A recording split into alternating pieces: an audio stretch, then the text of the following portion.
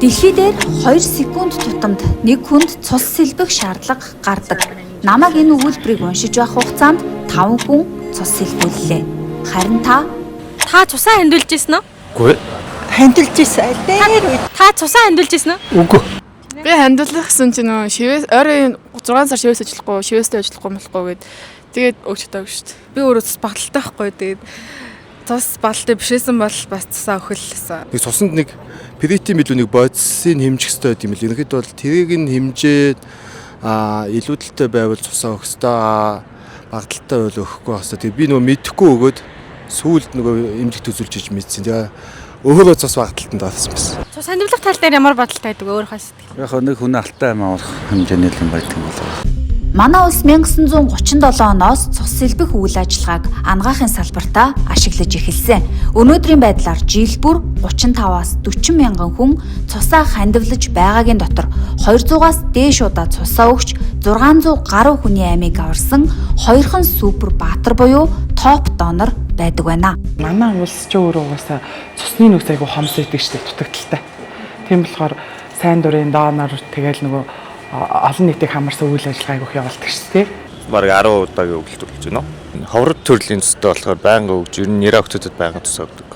Нэг цус хандуулахад 3.8-наас авардаг гэдэг шүү дээ. 60.8-наас авчих гал явж байна да. Хамгийн хэрэгтэй зүйл бол мэдээж донорын цус байдаг. Тэгээ амнаас нь эрсдэлтэй бүхсд орсон тэр одоо шуурга хавлгаанд орж байгаа хүмүүс амнасыг аврахад бид бүхэн одоо хандуулсан цус маш хэрэгтэй байдаг.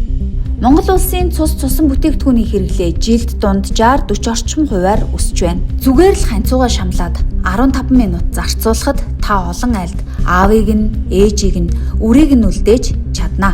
Нэг удаа цусаа хандвалахад 3 хүний амь насыг авардаг. Тодруулбал таны хандвалсан цуснаас улаан эс, сэвэн, ялтас эсийг ялгаж 3 хуваан ашигладаг. Монгол улсад өнөөдөр 2990 гаруй хүндэт донор байдаг. Тэдний нийгмийн баталгааг цусны донорын тухай хуулийн шинжилсэн найруулгаар зохицуулж нийгмийн хамгааллыг нь нэмэгдүүлэхээр зоржээ.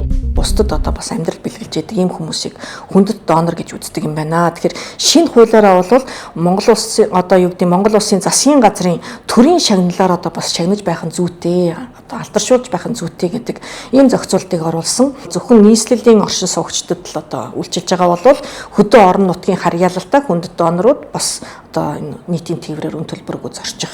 Зам үн төлбөрийг хэрэгцээ томоохон одоо хот суурьнд амьдарч байгаа бол дархан тийм ээ одоо тухайн одоо хоттоо нийтийн тээвэртэй бол тэр нийтийн тээврээрээ бас үн төлбөрөөгөө зорчих. Ийм одоо асуудлыг оруулж ирж байна. Энэ хүндэт доноруудыг жилдээ нэг удаа одоо үн төлбөрөөгөө амралт одоо совилын газар совилуулах ийм одоо зохицуулт одоо ч ихсэн явж байгаа.